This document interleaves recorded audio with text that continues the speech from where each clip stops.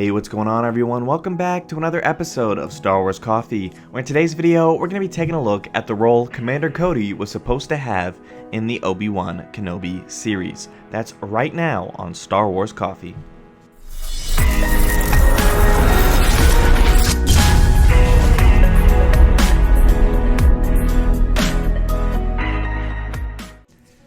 In a new interview with The Direct, Stuart Beattie, who was originally brought on to write the Obi-Wan Kenobi movie, revealed Commander Cody played a big role in his story.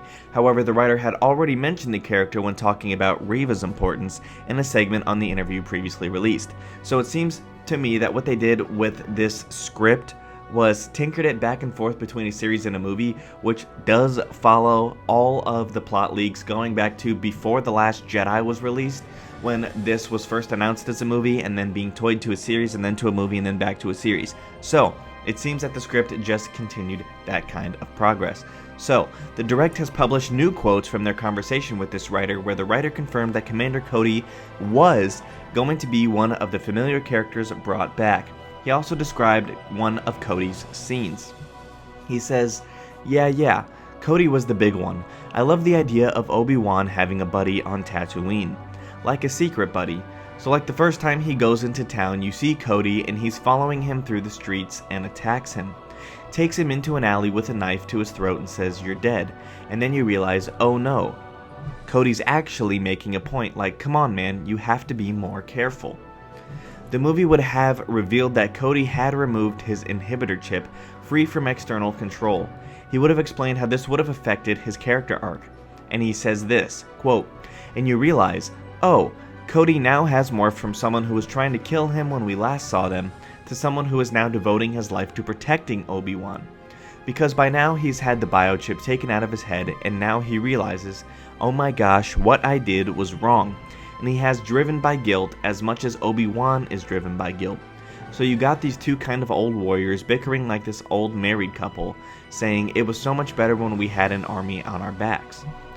Obi-Wan left Tatooine as well in the movie script, but instead of leaving young Luke with Owen and Beru and no additional protection, he asked Cody to watch over young Luke. He explained that this would have been a fun subplot for it, saying this, quote, "And the idea of mine that was when Obi-Wan had to leave Tatooine, he left Cody in charge of Luke. And that gave us a fun little B story to keep cutting away to. He's a really fun character and racing against the clock obviously because he's aging twice as fast. He's trying to atone for the worst thing he's ever done in his life. So tragic in a way, but at the same time just fun. The way they bickered in my stuff, it was just, put a smile on your face and laugh, just arguing all the time." However, he's not sure why Joby Harold, Deborah Chow, and or Lucasfilm ultimately cut Cody from the Obi-Wan Kenobi series, but his guess is as follows, quote, "I don't know. They just decided. I don't know. Maybe Tamara Morrison was busy on Boba Fett. It would have been obviously Tamara. Maybe they decided they didn't need him either. I just felt Obi-Wan needed someone to talk to, someone who could tell him, you're in bad shape."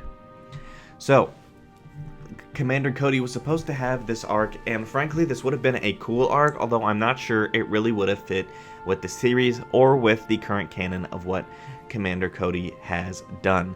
So the fact that this ultimately didn't make it into the series is fine with me, and I think that the fact that leaving Owen to kind of do more of his really taking on the role of Luke's father and protecting him the way he did against Reva was probably a much better storyline for what the plot was actually attempting to do. So let me know what you guys think about this in the comment section down below.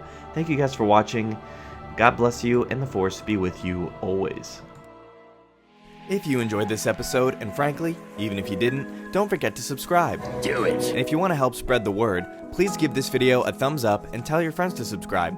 Please check out the official Star Wars Coffee merchandise, and don't forget to check out all of the content playlists on this channel, including The Rise of Skywalker, The Mandalorian, and much more.